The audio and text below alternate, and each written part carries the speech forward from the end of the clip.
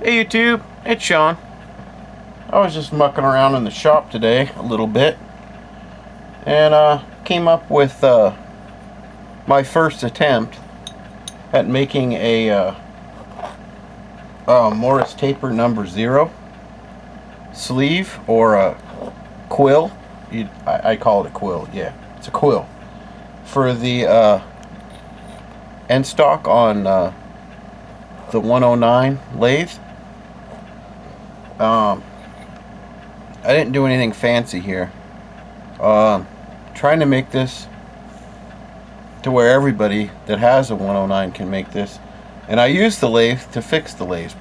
Basically, the problem is you need a quill holder to do what I did, but I was using the one I had and copying it. But anywho, the only thing I didn't use the lathe for is the keyway, and I just used a little angle grinder for that. It fits perfect, but it does go in just fine, and it works good. No problems there at all. The other thing you gotta have is on the end of these, they have a 5/16 24 left hand, not right hand, left hand, so it's backwards thread. But it fits fine, you know. On there's a Morris Taper right there, number 0, and there's the Morris Taper number 0 reamer that I used. There it is. I mean, it goes right on there. Fits good, and I didn't tap it. I just put it on there and a little slight twist, and there it is. So you can make them, and you can get these reamers off of eBay. Comes in a set of 2. You know, you got your fine and your aggressive, but that's all I used. It's just the reamer, and the taps are not expensive either. Just get yourself a 5/16 24 left hand tap, and to drill through this tube that you make, I started out with a 1/2 inch, a 500 thousandths bar. That's what you need, 500 thousandths, and you can get that bar in 3-foot lengths at the hardware store. Okay, and then I drilled through it first of all with a what is the dumb thing? Hang on a sec. I don't want to lead you wrong here. I want to make sure I give you the right info here. First of all, I drilled through it with a drill bit that would be used for a 1/4 20. Okay, and that would be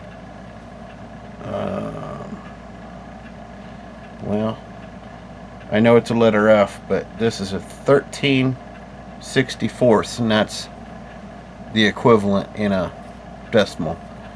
Anyway, drill through that with a 13/64, or something smaller than the letter I, and then take the letter I all the way through it. Alright, and then do your tapping. Yep, and here's the tap. It's just a regular old. I do have 100 of these taps. I don't think I'll ever use them all, but get it started here. There it is. Screws right on down through there.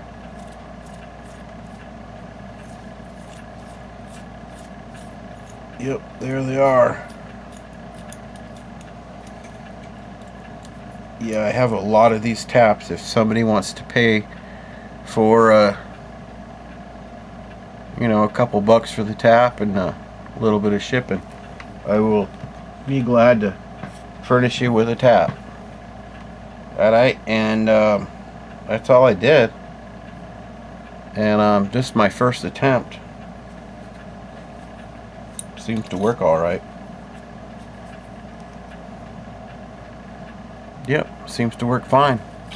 So you too can do just what I did with the lathe that you're running. The only problem is you do have to have a good where at least one that'll hold a 0, taper to do this. At least from what I found, I tried to do it without it just to see if I could, and you can't. I couldn't. So anyway, there you go. First attempt. Seems to work just fine. Alright, take it easy, guys.